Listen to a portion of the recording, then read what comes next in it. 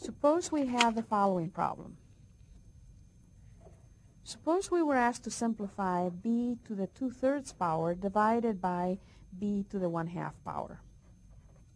And without thinking about the warning I just gave you, suppose that you thought, well, this is just equal to b squared, the cubic root of b squared. That's one way of looking at the numerator, right? The denominator of the power gives us the root, and so that's the over the square root of b. But then what do we do with that? That's as far as we can go with that. So if we use roots with variables, then we're stuck at a certain point. But on the other hand, if we use property the same base, this is nothing but the difference of the exponent. So this is equal to b to the 2/3 minus 1/2. Okay. So for this, let's go ahead and do this operation on the side. And so this is going to be 2/3 minus 1/2.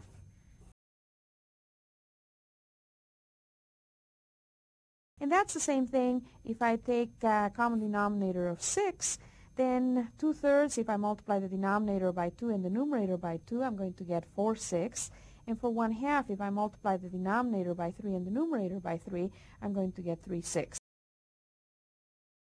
The exponent. 4 minus 3 over 1/6, that's the same thing as 1/6. So it turns out that b 1/2 is just equal to b to the 1/6 power. Okay. When you take these down, make sure you realize that what you're working with here belongs as a power back in the problem. So b to the 2/3 divided by b to the 1/2 is just equal to b to the 1/6 power.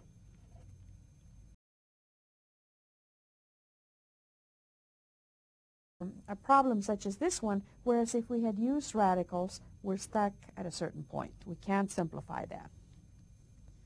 All right, let's look at another example.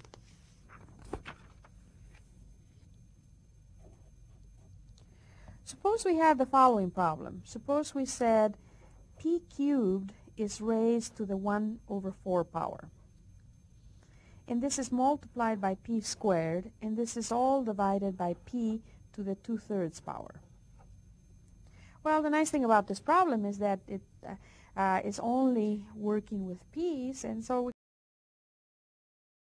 remember that with properties of exponents, if we're multiplying or dividing, then we can either add or subtract the exponents. But first we've got to take care of this problem right here.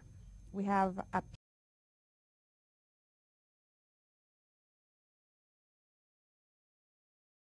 So power to a power, we multiply the power, so that's the same thing as p to the 3/4 power.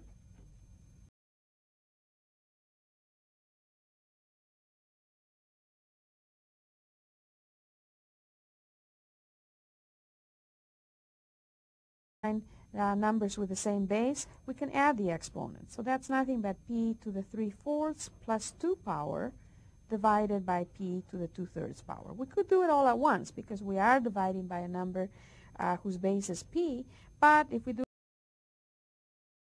let's do first the numerator. So this is p. We're going to, and as I said, you can take that power down, work on the side and put it back, or else work on it as a power. Let's go ahead and do that in this case. Let's say that the exponent on p is 3/4 plus 2, but 2 is the same thing as 8/4, so it's 3/4 plus 8/4, and so it turns out that the numerator is just going to be 11/4. But we still have the denominator to work with, so that's p to the 2/3 in the denominator. The numerator is p to the 11/4, the denominator is p to the 2/3. We're dividing numbers with the same base. P to the 11/4 minus 2/3 power. But once again,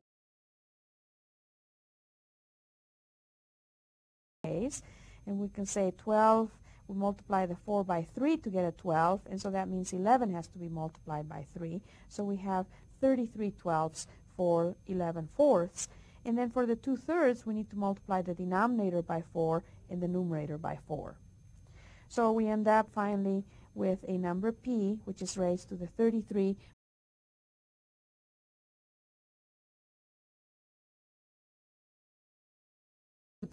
And if you have, for example, a number, this would be the 12th root.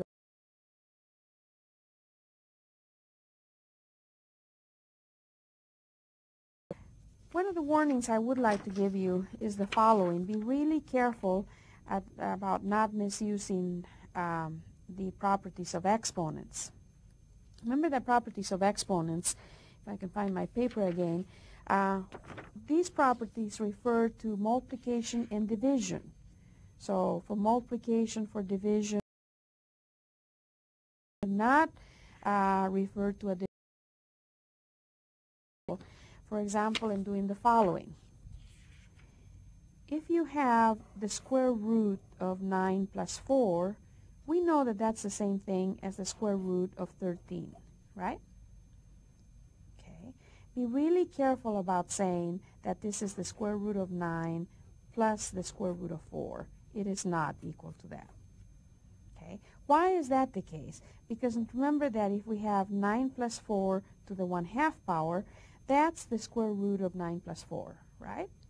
But this is an exponent, and we can't distribute the exponents when we have an addition problem. So this is not the same thing as 1. Okay. So somewhere in your papers or in a little file, you should have record